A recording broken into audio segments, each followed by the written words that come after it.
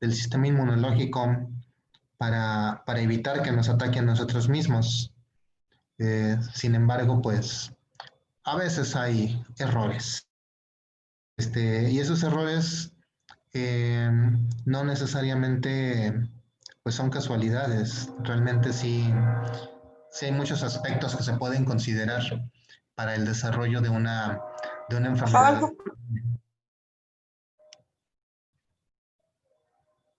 Bien. Ahorita como que se corta tantito porque estoy cargando la presentación.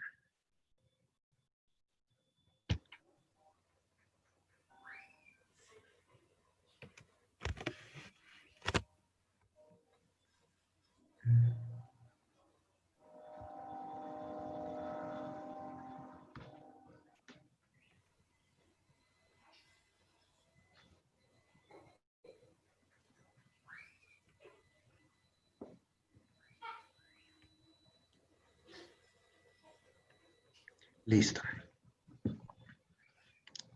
Bien. ¿Sí me escuchan? Sí. Sí, doctor. Ok, es mi computadora que ya está muy vieja. Uno que es pobre no se puede comprar una computadora buena. Bueno, pues entonces comentábamos sobre estos puntos donde se revisa la tolerancia, donde se exponen a las células que van a ser maduradas, a los antígenos tolerógenos, válgase el término, el timo, o es la médula ósea también, en menor grado el vaso, pero también puede hacer lo mismo.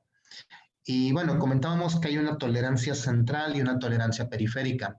Y lo que busca es que si o muy intensamente uno de nuestros linfocitos a nuestros propios antígenos, pues mejor se elimina, mejor se destruye. Doctor, no sé si soy yo, pero se entrecorta mucho y no entiendo como que la frase completa. No, es tu Los, internet, jefa. los demás, ¿cómo están? ¿Cómo me escuchan? Yo sí escucho Sí, bien. se escuchó bien. Yo también, doctor. Yo también bien. No, sí Incluso se yo traba los escucho poquito. muy bien a todos. Perfecto. Y esto origina entonces que debe de haber mecanismos bien precisos para vigilar esta tolerancia.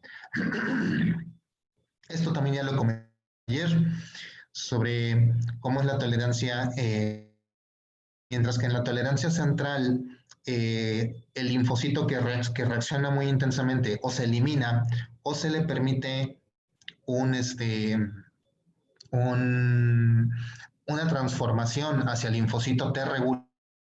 Bien, en el caso de los linfocitos T en la tolerancia periférica, pues la anergia o bien van a ser regulados por los propios linfocitos T reguladores para eliminar sus estímulos. O también, pues bueno, se manda apoptosis. A final de cuentas, directamente esta respuesta. Por tanto, ahora, ¿qué es lo que sigue? Cuando hablamos de anergia, esta falta de linfocito, hablando de... Lo que tenemos es que nuestro linfocito, que ya salió a la circulación o que ya está en el ganglio, se le puede llegar a presentar una célula presentadora de antígeno, una célula dendrítica, que muestra un antígeno. En el supuesto de que, bueno, ya ustedes saben cómo es la respuesta normal, ¿no? Cómo debe de ser. Pero aquí hablamos en el supuesto de que lo que se estuviera presentando es un antígeno nuestro por X o Y motivo, pues entonces, de manera natural, o sea, lo correcto es que el linfocito virgen, cuando lo reconozca, no tendría que reaccionar. Ya ustedes saben que los linfocitos se activan por dos señales, que a veces le llaman la señal, la primera señal y la segunda señal. La primera señal siempre la da el antígeno, con la molécula, con el complejo principal de histocompatibilidad, cuando se unen. Y la segunda señal la da el coestimulador. que se crea, que es CD28 que se une con B7. Pero en el caso de que se presente un antígeno nuestro, ok, se da la primera señal, pero no se lleva a cabo la segunda señal. Entonces aquí vemos en la imagen superior, donde dice bloqueo de la señal, este bloqueo se origina porque el linfocito reconoce que eso es algo nuestro, porque así se lo presentaron en el timo previamente, ya sabe qué es lo que no debe de atacar, y entonces el linfocito responde no generando coestimuladores. Y si no hay coestimuladores, no se lleva a cabo esta respuesta intensa y no se produce la interleucina 2 y los receptores de la interleucina 2 para hacer una máxima proliferación y que se active y todo esto. Entonces, el linfocito deja de funcionar. No se produce esta segunda estimulación o el coestimulador no produce la segunda señal y entonces ya no funciona. Entonces aquí estamos hablando de que se bloquea la señal. El linfocito queda allí, no muerto, no en apoptosis, queda anérgico, incapaz de responder a las señales de las citocinas. Así se queda. Otra posibilidad que se genera, o al menos otras cosas que se han identificado, es que cuando la célula presentadora muestra un antígeno nuestro al linfocito, este va a responder, pero en lugar de mostrar una señal estimuladora, o sea, que en lugar de ser la segunda señal, un coestimulador, lo que va a expresar es un receptor inhibidor, una molécula de membrana, un receptor, que se va a unir al otro receptor estimulador que traía la célula y va a bloquear la respuesta. Al final de cuentas es lo mismo que acá. O sea, no se generan la cascada de señalización que va a generar el montón de citocinas proliferativas y el linfocito nuevamente queda en energía. Entonces, es así como se bloquea a un linfocito que se le está presentando un antígeno nuestro. Esto es lo que está sucediendo todos los días con antígenos nuestros. Algunas veces falla y bueno, se generarán los estímulos necesarios para originarnos una enfermedad autoinmune. Pero bueno, esto es con respecto a la situación de la energía. Cuando hablábamos de que se generan los linfocitos T reguladores, porque el linfocito que está inmaduro, se le están mostrando antígenos y este linfocito los está reconociendo muy intensamente, pues entonces si esto llegara a suceder, lo que va a generarse es que se activa otro factor de transcripción, FOXP3. FOXP3 es la proteína derivada del gen del mismo nombre, pero es la proteína que origina toda la cascada de señalización necesaria para que un linfocito T inmaduro ahora se vuelva un linfocito T regulador. Nótese cómo aquí están señalando tanto al ganglio como al timo.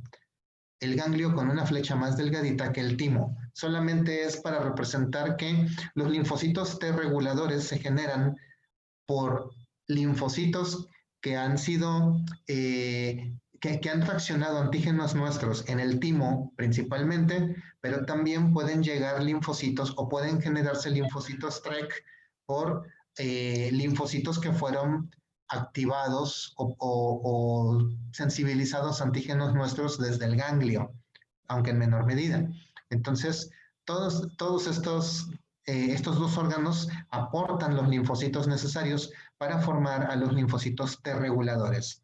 Y gracias a esta proteína FOXP3, este factor de transcripción, entonces se generan estos linfocitos T reguladores que van a salir a la circulación y van a tener diferentes funciones. Pero ya dijimos que la principal función es, como su nombre lo indica, regular la intensidad de la respuesta inmunológica. Tanto la normal, que es la que se origina contra las infecciones, disminuir su intensidad, como si hubiera linfocitos activados contra antígenos nuestros, también los linfocitos T reguladores la van a bloquear. Entonces, estos son, digamos que, las vías que podrían seguir los linfocitos T reguladores. Aquí en la imagen se muestra la inhibición de la respuesta del linfocito T, y bueno, que van a inhibir al linfocito T activado y otra que pueden inhibir a otras células, porque al final de cuentas el linfocito T regulador puede bloquear también la estimulación de linfocitos B y de linfocitos NK. Y bueno, antes de llegar a esto. Entonces, una de las respuestas tal vez principales que tiene el linfocito T regulador es que puede llegar a expresar receptores para la interleucina 2. Ya la interleucina 2, bien sabido, es un factor proliferador. Cuando se lleva a cabo la presentación de antígenos de manera normal, el linfocito reacciona produciendo mucha interleucina 2 y también mejora o capacita más a su receptor de la interleucina 2 de baja afinidad, lo vuelve de alta afinidad, para que se pueda multiplicar ese linfocito y se cree una clona completa de linfocitos activados gracias a la interleucina 2. Pero uno de los mecanismos que tiene el linfocito TREC es que genera receptores de interleucina 2 para que cuando se genere toda esta explosión de interleucina 2 para proliferar a los otros linfocitos, pues los linfocitos TREC capturen también esa interleucina 2, disminuyendo los niveles séricos de esta citocina e impidiendo que se activen los demás linfocitos. Entonces, este es uno de los mecanismos. Pero otra situación es que los linfocitos TREC pues también participan mandando señales para mandar a la apoptosis a las células. Generan citocinas que pueden reaccionar contra los linfocitos para eliminarlos, ya sea que estén actuando contra nosotros o simplemente que es una infección que ya se venció y tenemos ahí un superávit de linfocitos T activados que ya no necesitamos. De manera normal, cuando se lleva a cabo la respuesta inmune, pues es la célula presentadora, activa el linfocito y nuevamente vemos esta imagen que ya le hemos visto en capítulos anteriores, en donde se produce mucha citocina IL-2 así para activar a los mismos linfocitos y estimularlos. Nótese que aquí está la presentación con el complejo principal de histocompatibilidad, señal 1, nótese acá la señal 2, el coestimulador. ¿Qué es lo que hace qué es lo que hace la interleucina 2? Una de las tantas funciones. Resulta que si un linfocito se presenta con una célula presentadora y se le muestra un antígeno, si no sucede la estimulación, entonces se van a empezar a producir canales en las mitocondrias y van a comenzar a salir sustancias del interior de la mitocondria que van a activar a las caspasas. Estamos hablando de la apoptosis por la vía mitocondrial, una de las tantas rutas de apoptosis que hay. Entonces, si esto sucede, entonces se activa la apoptosis y el linfocito muere. Cuando hay una presentación de antígenos normal, de antígenos microbianos, entonces la interleucina 2 que se produce y que es capturada por los receptores de la interleucina 2, lo que hacen es que bloquean la interleucina 2 al interior del linfocito, bloquean las señales para que no salgan esas enzimas de las mitocondrias y el linfocito siga proliferando. Entonces la interleucina 2 es un factor de proliferación porque bloquea la apoptosis mitocondrial, la apoptosis de la célula desde la vía mitocondrial. Y por eso es que sigue proliferando el linfocito. Por eso es que se siguen multiplicando. Pero si tenemos que lo que se está mostrando es un antígeno nuestro, no hay coestimulación, como en la imagen intermedia, no hay coestimulación, no aparecen los coestimuladores y no se produce la citocina IL-2. Por tanto, no hay esa respuesta, no hay esa señal inhibidora de la interleucina 2 hacia la ruta de la apoptosis mitocondrial y las enzimas mitocondriales se salen y activan a las caspasas y se elimina entonces el linfocito. esa es la, digamos que la realidad que tiene nuestro sistema inmunológico. Las células están en peligro de muerte constante y necesitan de señales que estén bloqueando esas señales de destrucción. Otra situación que se puede presentar también para eliminar a los linfocitos que lleguen, que estén reconociendo cosas nuestras, es que cuando el linfocito reconoce, como en la imagen hasta abajo, cuando el linfocito reconoce el antígeno que es nuestro, no, puede no producir citocinas, puede hacer otras funciones, puede llamar a los linfocitos T reguladores o va a producir otro tipo de coestimulador, pero no es el coestimulador clásico CD28, no es un receptor inhibidor como CTLA4 que hemos comentado, sino que es una serie de moléculas de membrana que se denominan FAS y FAS ligando. FAS, así como se escucha, FAS. FAS y FAS ligando, es una familia grande de proteínas. Estas proteínas FAS y FAS ligandos se expresan ambas en la membrana de los linfocitos, pero como son varios los que pueden estar activados, entonces el FAS de un linfocito se une con el ligando de FAS de otro linfocito y esta unión va a originar que se presente la cascada de apoptosis y el linfocito muere también. Entonces, se generan las señales para producir la apoptosis.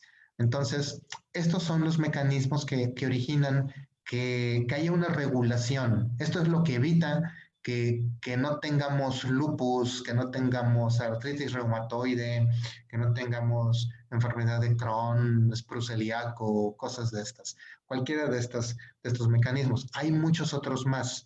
Hay muchos otros ligandos y proteínas que se generan, pero el mejor estudiado en estos momentos es la vía FAS ligando. Las otras hay todavía algunas dudas en cuanto a cómo es toda la cascada enzimática, pero el que se conoce y es muy común es el FAS y FAS ligando. Ahora, por tanto, podemos decir que ya tenemos dos tipos de antígenos. Ya dijimos los tolerógenos y los inmunógenos o inmunogénicos. Los inmunogénicos son los que reaccionan, nuestro sistema inmunológico busca eliminarlos, son los antígenos de los microbios. Y los tolerógenos son antígenos, fragmentos proteínicos nuestros, que nuestro cuerpo, nuestro sistema inmunológico los debe de reconocer, pero no para eliminarnos, no para eliminarlos, sino para identificar que eso es parte de nuestra propia economía, de nuestro propio sistema. Por tanto, estos dos tienen que estar, o entre estos dos mecanismos, todo el sistema inmunológico va a estar ahí como que tratando de equilibrarse contra qué reacciona y contra qué no. Y todo esto va a ser dependiente de distintas proteínas de membrana, que pues son los coestimuladores. Algunos coestimuladores se van a expresar, coestimuladores inhibidores, o sea, que estimulan la inhibición de la respuesta inmune. Se expresan de manera temporal en algunas células y algunos otros se expresan de manera completa, todo el tiempo, toda la vida de la célula durante para algunos conjuntos celulares, de tal manera que tengamos células que siempre estén reconociendo antígenos nuestros y algunas otras solamente lo van a reconocer cuando sea necesario.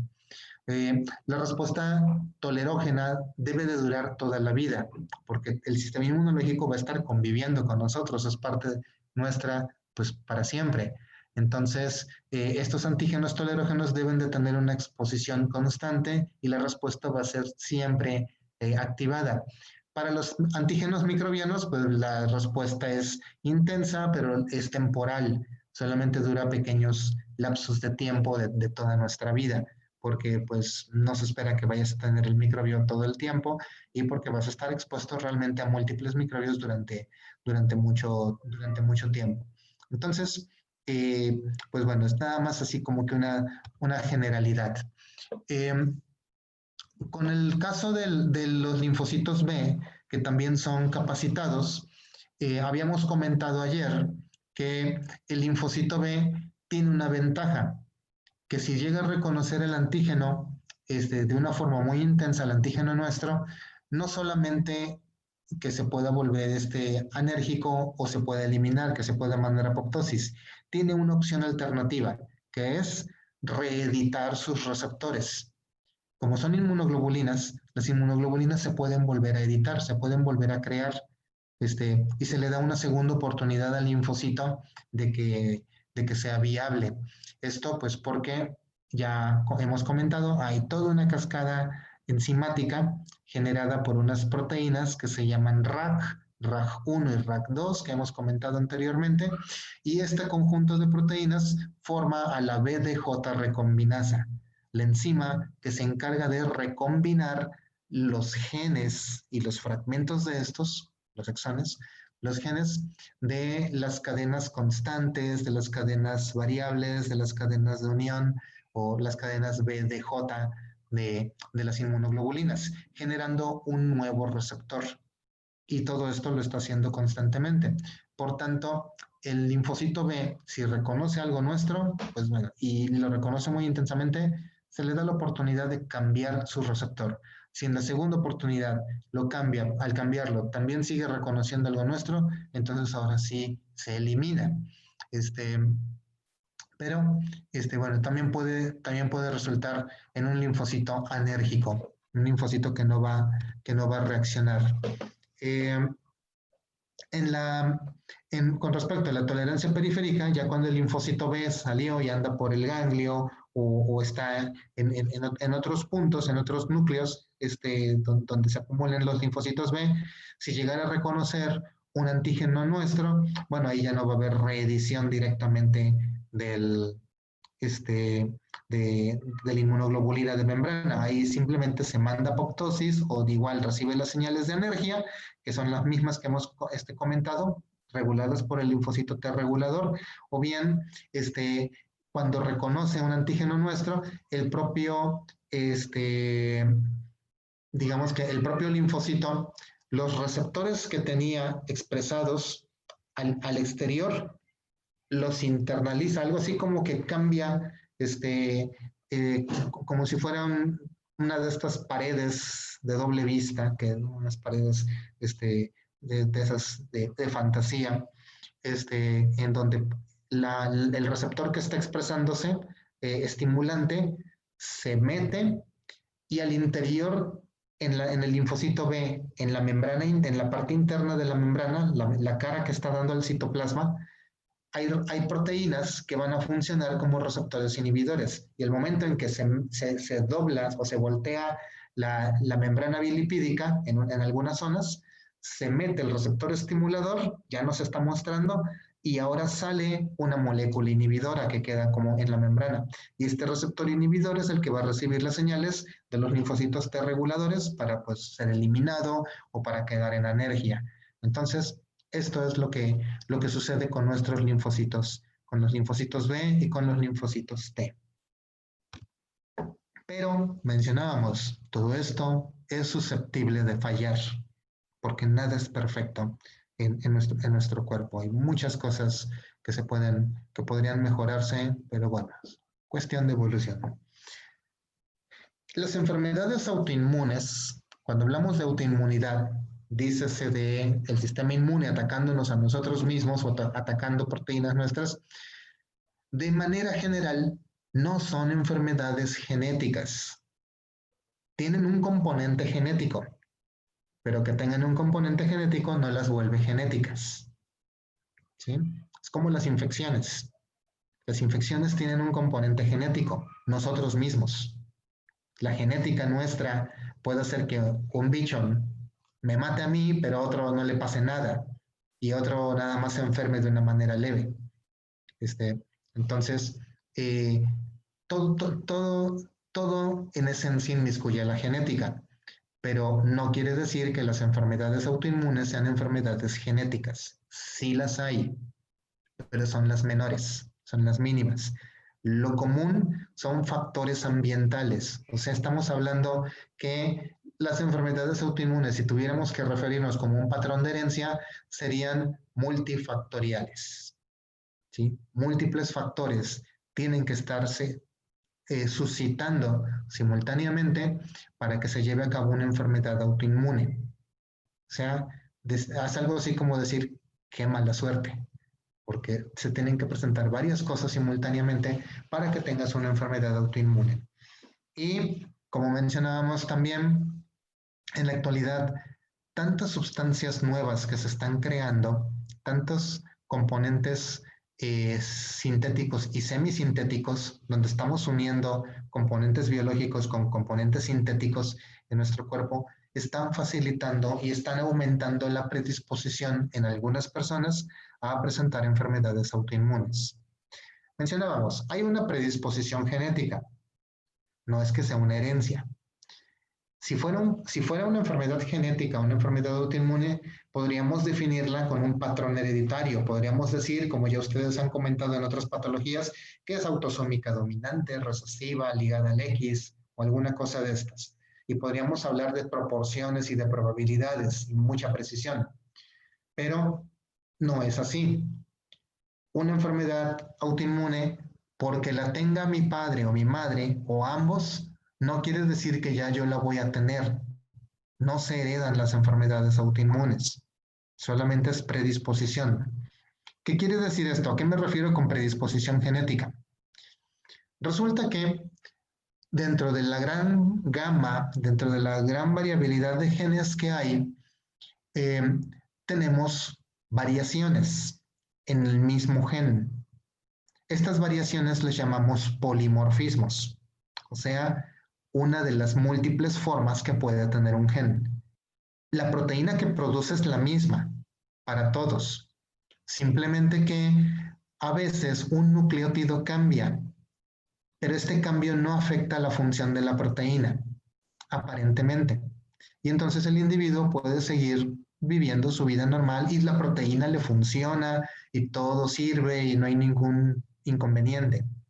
Sin embargo, algunas de estas variaciones genéticas en ciertos ambientes, en ciertas poblaciones, en ciertas personas, expuesto ante ciertos agentes, pueden ya no ser tan eficientes. No pueden no ser tan eficientes tanto negativamente como positivamente. O sea, pueden no estar funcionando bien esa proteína o puede estar funcionando de más, lo que puede facilitar a que nuestro sistema inmunológico, ya que acabó con un microbio, pues ahora todavía tenga cuerda como para andar buscando otras cosas, y que pueda llegar a lesionar algo nuestro, o que pueda llegar a evadir los estímulos inhibidores para que ya se acabe esa respuesta inmunológica. Entonces, puede haber fallos en la tolerancia de nosotros mismos. Y esto es lo que sería la predisposición genética. La mayoría de los genes que están inmiscuidos en una predisposición a enfermedades autoinmunes son los genes del complejo principal de histocompatibilidad, porque son estos los que van a presentar a los antígenos. Y una de las tantas variaciones que pueden tener es que lleguen a presentar como algo nocivo, algo que realmente sea nuestro, o lleguen a integrar en su estructura a un antígeno que tal vez no sea el mejor antígeno y que cause una respuesta cruzada contra el microbio y contra nosotros mismos. Entonces, estos genes son los del complejo principal de histocompatibilidad, que en la especie humana les llamamos los genes del HLA, del antígeno leucocitario humano. Entonces, complejo principal de histocompatibilidad, considérenlo sinónimo de HLA. Nada más que HLA le llamamos en los seres humanos. En el resto de las especies, complejo principal de histocompatibilidad. O de manera genérica, complejo principal de histocompatibilidad. Si queremos ser más propios en especie, en Homo sapiens, pues ya podemos decir HLA. Todos estos genes se encuentran en el cromosoma 6, en el brazo corto. Bueno, entonces, ante cierta predisposición, más aparte algún estímulo externo, dícese infección crónica, exposición al microbio de manera prolongada, generación de inflamación crónica que no se elimina tan rápidamente, exposición a ciertos antígenos en los alimentos, en el ambiente, en el aire, en lo que comemos, en lo que usamos, en lo que vestimos, en lo que ponemos, etcétera, en lo que nos ponemos, etcétera. Entonces, puede llegar a originar el ambiente idóneo para que los linfocitos B o T ahora sí que se confundan y generen reacciones que puedan llegar a ser nocivas a nosotros mismos. Entonces, eso es a grandes rasgos. Prácticamente esta es la esencia de la respuesta inmune hacia nosotros mismos. Y esto es lo que deberíamos de evitar. Esta es la base, digamos, que de muchos trastornos de hipersensibilidad que estaremos comentando.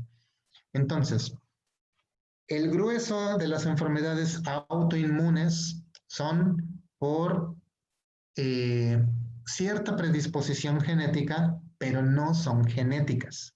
Se les voy a estar repitiendo para que no se queden con esa idea de que, porque cuando muestran estas enfermedades, cuando platiquemos estas enfermedades, van a hablar de varios genes del HLA y a veces muestran como que eso es una mutación y no es así. Entonces, el HLA tiene miles y miles de polimorfismos y cada uno de nosotros tenemos combinaciones distintas de sus polimorfismos. Y esos componentes del complejo principal de histocompatibilidad se expresan de forma codominante, como ya habíamos platicado en los primeros capítulos. O sea, yo estoy expresando los antígenos de HLA, tanto los de mi papá como los de mi mamá. No es autosómico dominante, en donde nada más expreso los de uno o los de otro. No es autosómico recesivo, en donde necesito que los dos me hereden los mismos exactamente para poderlos expresar. ¿Sí? No es ligado al X, en donde solamente expreso los de mi mamá. ¿Sí? Es codominante. Mi papá me hereda una carga de HLA, mi mamá me hereda otra carga distinta de HLA. Cada una de esas cargas viene heredada por los distintos linajes ancestrales de cada uno de mis padres y yo expreso ambos. Y yo tengo una combinación única o casi única de antígenos HLA propios. Y cada uno de nosotros tiene esas combinaciones. Esto permite que cuando la BDJ recombina se ande haciendo cambios y modificaciones en los receptores, pues entonces se pueda crear una gran gama de receptores diversos. Lo que, como les he comentado, esto va a evitar que nos mate una pandemia. ¿Sí? O sea, va a quedar alguien, siempre. Porque va a haber alguna combinación que va a ser muy, muy buena, muy idónea. Va a haber alguien que va a tener que va a tener el coronavirus, SARS-CoV-2, y no le va a hacer nada. Y va a generar una respuesta inmune muy eficiente, como cualquier otra cosa, y pues no hay ningún inconveniente. Habrá otros que no tengan las combinaciones adecuadas y bueno, pues se van a morir. Todo esto es parte de la naturaleza. Entonces, tenemos estos HLA. Estos que vienen aquí en esta lista no son ninguna mutación, son variaciones normales de nuestros genes. Y entonces tenemos varias combinaciones. Pero resulta que dependiendo ciertas poblaciones, dependiendo ciertas características, dependiendo cierto ambiente, si tú posees un HLA determinado, te predispone o te vuelve más susceptible a que presentes una enfermedad autoinmune. Y aquí tenemos varios ejemplos. Bueno, ustedes van a platicar, van a desarrollar estas enfermedades, pero, por ejemplo, la espondilitis anquilosante. La espondilitis anquilosante está muy relacionada con el HLA-B27. Incluso hay una prueba de laboratorio. Ustedes pueden ir a un laboratorio y por 5,000 pesos piden que les hagan su HLA. Quieren saber si son portadores del HLA-B27. Resulta que una persona que es portadora del HLA-B27 tiene un riesgo relativo del 90 para desarrollar espondilitis anquilosante, una enfermedad autoinmune que afecta a la columna vertebral, entre otras características. ¿Qué quiere decir riesgo relativo 90? Que una persona positiva a esto, al B27, tiene 90 veces más probabilidad de presentar espondilitis anquilosante que aquella persona que no posee este alelo. Alelo es la forma alternativa de un gen, lo que dijimos, las variantes, los tantos polimorfismos que hay. Entonces, de esto se trata. ¿Qué quiere decir esto? Si tú tienes síntomas de espondilitis anquilosante, están dudosos los síntomas, pero te hacemos la prueba y sale HLA-B27 positivo, seguramente sí es espondilitis anquilosante, que está comenzando. Pero si ustedes, jóvenes, sanos, yo espero que sí, se hacen la prueba del HLA-B27 y les sale positiva, no quiere decir que vayan a tener la espondilitis anquilosante. Solamente quiere decir que tienen el alelo. Mientras no tengan las manifestaciones, o sea, solamente son portadores de ese alelo. O sea, hay muchas personas que tienen HLA-B27 y nunca van a desarrollar la espondilitis anquilosante. Y hay otro montón de personas que no tienen el HLA-B27, pero aún así también la presentan, porque no es una enfermedad genética. Solamente es una predisposición genética el hecho de tener ciertas combinaciones de alelos o ciertos alelos. Lo mismo para la artritis reumatoide. Aquí viene toda esta nomenclatura larga, no es un único alelo, son varios. Quiere decir esto, HLA, si hay una persona que tenga HLA-DRB1, la variante 1, o la variante 4 del HLA-DRB1, o la variante 10 del HLA-DRB1, tiene de 4 a 12 veces más predisposición de desarrollar la artritis reumatoide que alguien que no tenga esto. Entonces, igual, para diabetes mellitus tipo 1, la insulino dependiente, en donde el sistema inmunológico va y destruye a las células beta de los islotes de Langerhans del páncreas y nos quedamos sin producción de insulina y necesitamos entonces estarla administrando exógena. Entonces, si tienes la variante HLA-DRB1, ya sea el alelo, el 301 o el 401, tienes 35 veces más probabilidad de desarrollar la diabetes tipo 1 que alguien que no tenga esto. Pero no quiere decir que porque no lo tengas ya tú te libraste de eso, o porque si lo tengas ya ni modo, ahora sí ya vas a tener la diabetes tipo 1. Entonces, de esto se trata. Entonces, más o menos es así como tienen que interpretar este tipo de cosas. Porque si hay gente a veces que van a hacer este tipo de estudios, salen positivos, llega el paciente, bueno, ni es paciente todavía porque no tiene nada más tiene un resultado de laboratorio positivo, pero a veces los captan y ya dicen, no, es que tú tienes espondilitis anquilosante, la vas a desarrollar en cualquier momento y vamos a estarte vigilando. Y ahí tienen al pobre paciente capturado en su consulta, pues ahora sí que, pues bueno, ya cada quien verá si eso es bueno o es malo, y pagando consulta, aunque quizá ni desarrolla la enfermedad. Pero bueno, son cosas que pueden presentarse. Obviamente, sí puede haber enfermedades genéticas, porque a final de cuentas, todos los componentes que hemos platicado, los receptores, las moléculas estas CD, 28, B7, el complejo principal de histocompatibilidad, los receptores de las inmunoglobulinas, la proteína aire, todas estas cosas que participan, pues al final de cuentas son mediadas por genes. Todas esas proteínas y enzimas son producidas por genes. Y si tenemos alguna variante en alguno de estos genes que ya no tienen que ver con el HLA, pero que son también genes que están involucrados en la tolerancia, pues algunas de estas variaciones pueden también facilitar a presentar una enfermedad autoinmune. Nuevamente, no son mutaciones estas, son polimorfismos, variantes accesorias normales de estos genes, pero que las personas que tienen algunas de estas variaciones en estos genes, pues se les predispone más a presentar alguna de estas enfermedades. Entonces, hablamos que se puede predisponer a lupus eritematoso por proteínas del complemento. Bueno, lupus eritematoso es tan complejo que puedes predisponerte al lupus por cualquier vía de todas las que hemos comentado de todo el sistema inmunológico. Cualquier cosa del sistema inmunológico puede predisponer al lupus. Es una enfermedad muy, muy habitual, muy frecuente. Pero bueno, aquí solamente viene una lista de genes que funcionando normal, pero teniendo variaciones en su estructura, pueden facilitar la generación de alguna enfermedad, ¿sí? Una enfermedad inflamatoria intestinal, de psoriasis, de espondilitis anquilosante, artritis reumatoide, diabetes mellitus, esclerosis múltiple,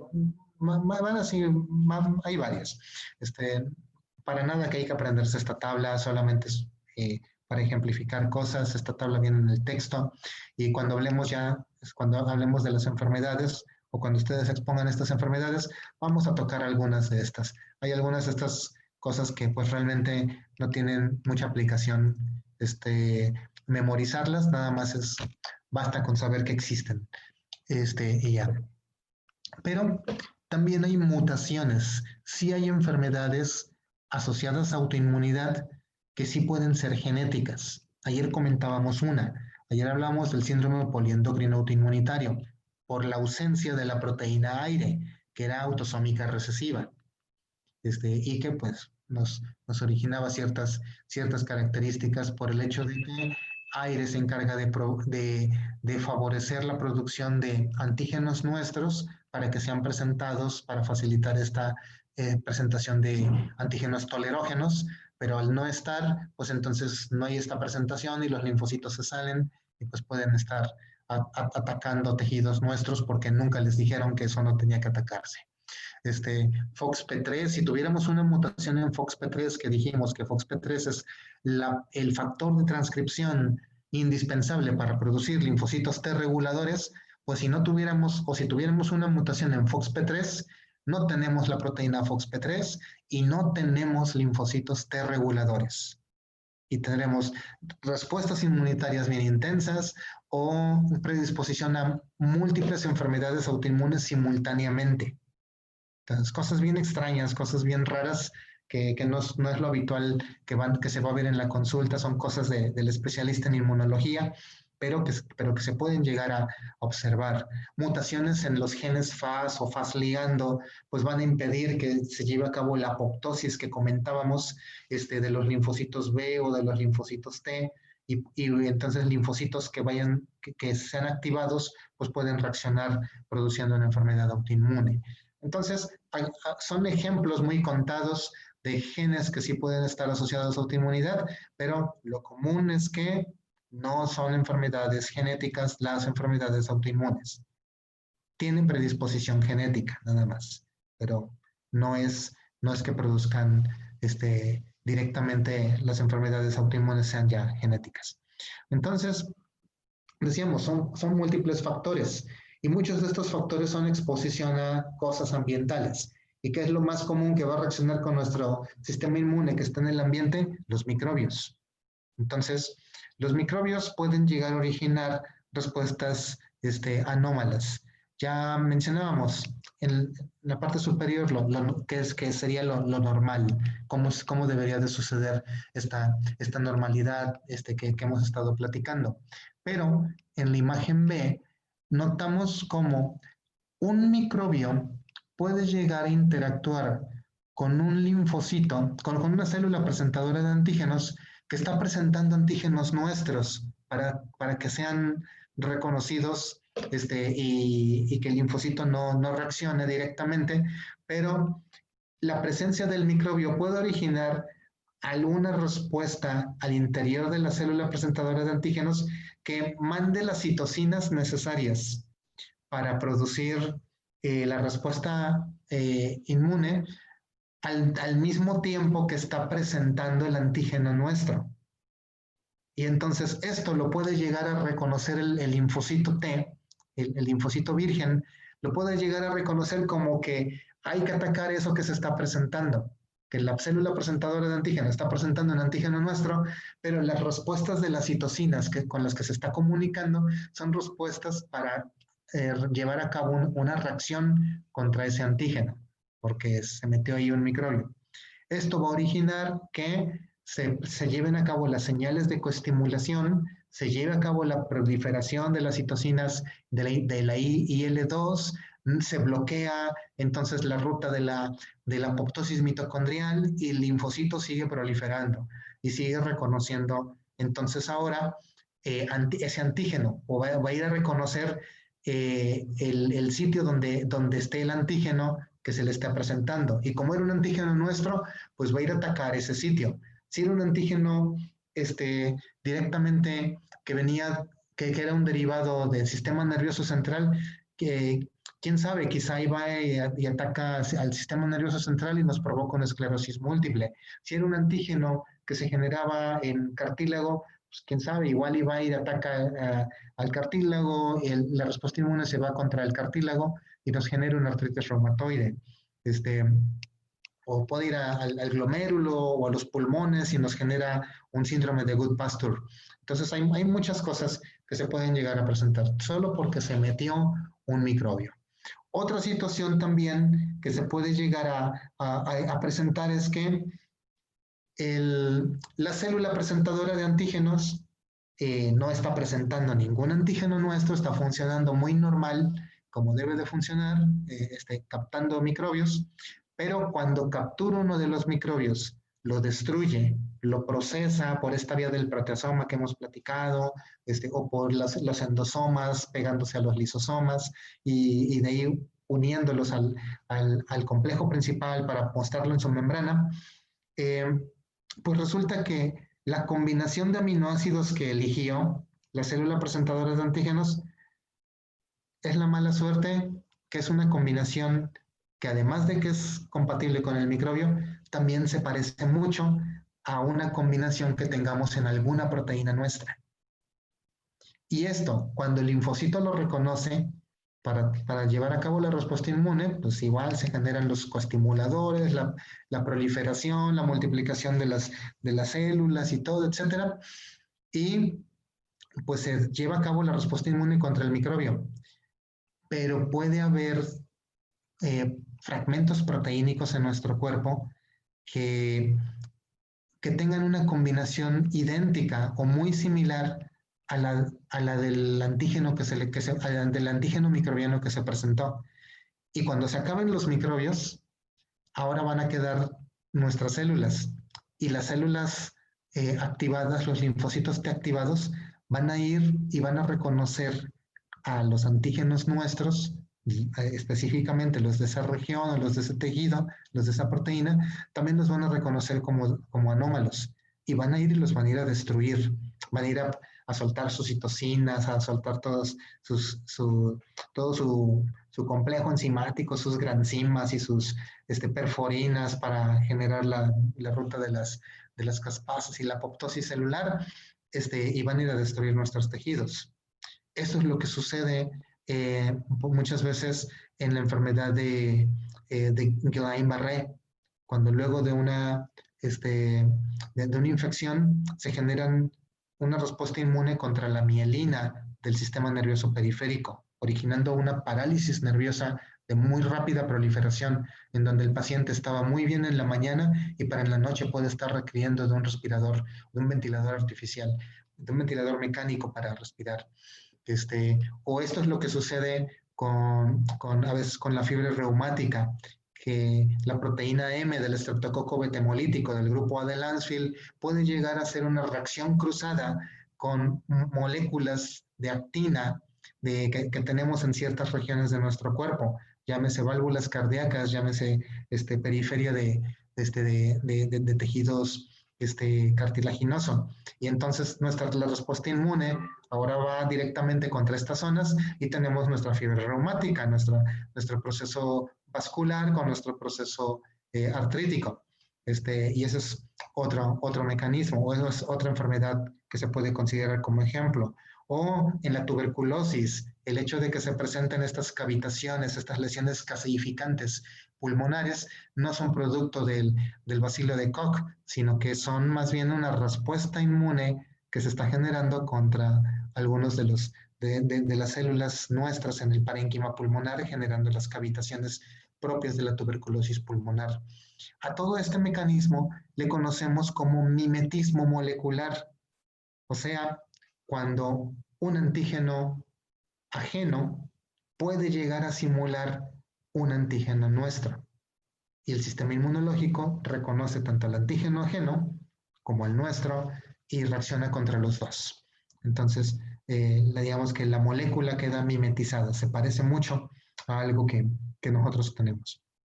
Y es así como se generan pues, las respuestas inmunitarias. Entonces, pues bueno, entonces acabó el capítulo. ¿Comentarios o dudas respecto a esto?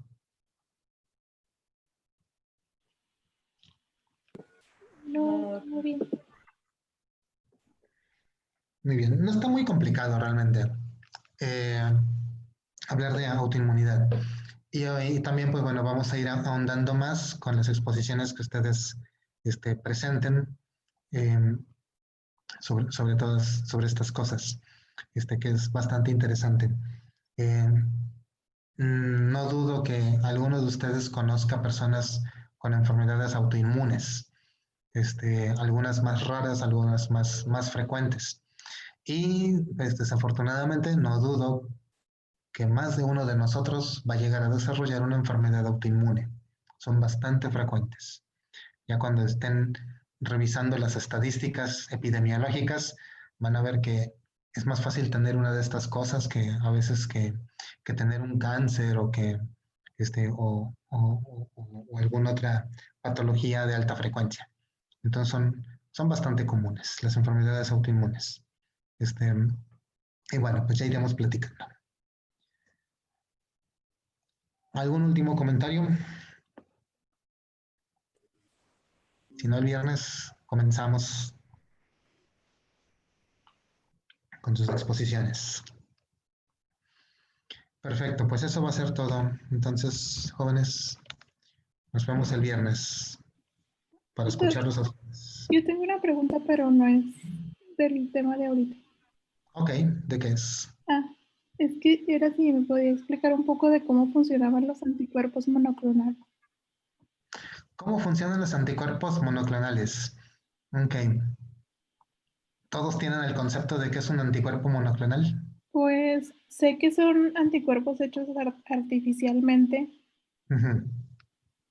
ya sea como marcadores para ciertas enfermedades o como tratamiento para vacunas. Ok.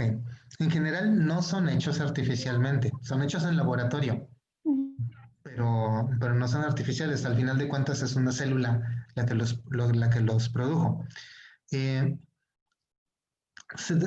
Los anticuerpos, ya en la actualidad los dividimos como monoclonales y policlonales. Cuando hablamos de un anticuerpo, pues ya sabemos, es esta estructura proteínica en formato Y con una estructura, una cadena pesada y sus cadenas ligeras, y estas se van a ir a unir a un punto en especial.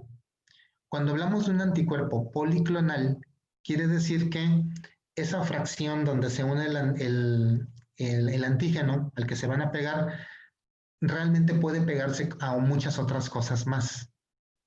Por eso es policlonal, puede ser múltiples blancos.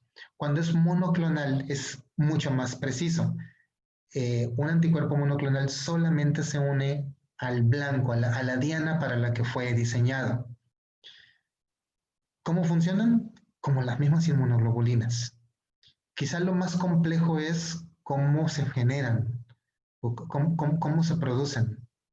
Llegamos a comentar en esta clase también, hace como 3 capítulos, llegamos a comentar que digamos que a animales de laboratorio, a ratones, se les administra un antígeno para que el animalito prácticamente esté produciendo una respuesta inmune contra ese antígeno y genere un anticuerpo. Eso está bien, nada más que pues la respuesta del roedor va a producir los anticuerpos y después con el paso del tiempo va a ir disminuyendo esa producción.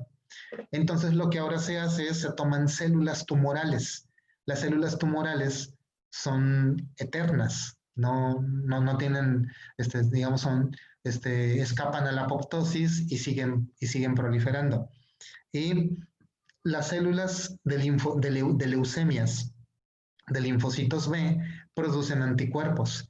Entonces, estas células a las que se les agregan los antígenos directamente para que produzcan anticuerpos contra estos mismos antígenos, y estos se producen ya pues para toda la vida. El cultivo de laboratorio que se genera está produciendo anticuerpos que pueden ser envasados, y obviamente se procesan en grandes contenedores para producir a gran escala este tipo de anticuerpo. El anticuerpo ahora lo que hace es, se administra vía endovenosa, vía parenteral, y el anticuerpo va a ir a pegarse directamente a alguna otra sustancia, que simplemente la va a bloquear. Posteriormente vamos a hablar de algo que se llaman los inmunocomplejos, que es el hecho de que un anticuerpo propio o externo como un monoclonal se une a alguna otra sustancia y la bloquea, la inactiva.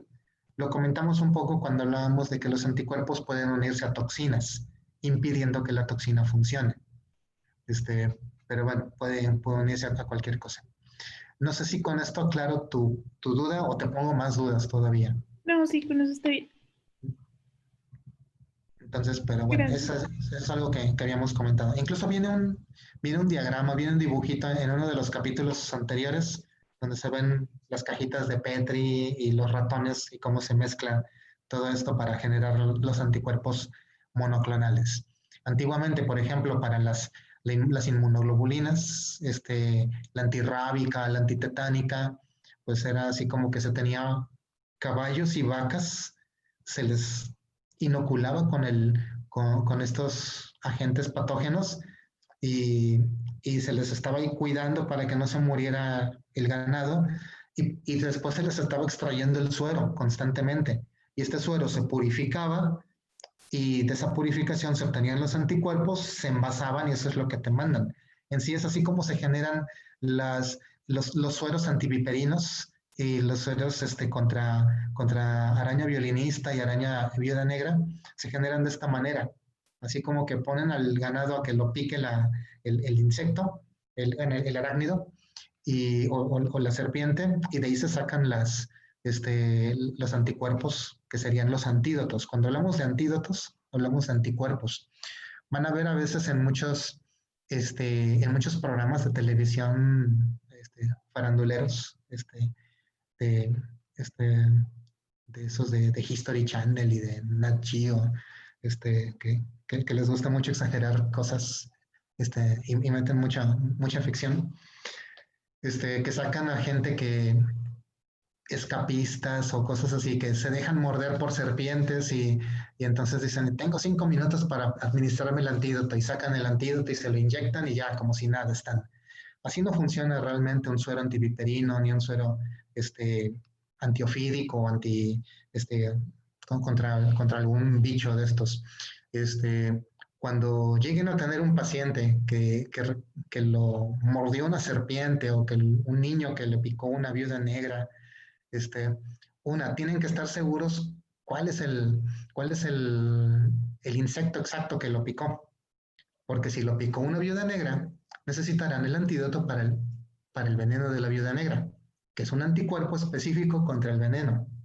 Si ustedes no saben cuál es el insecto o el bicho que le picó, o la serpiente, la especie de serpiente que le mordió, y ustedes nada más le ponen ahora sí que el suero antiofídico que tengan, quizá igual se muere, porque tal vez no es el antídoto necesario.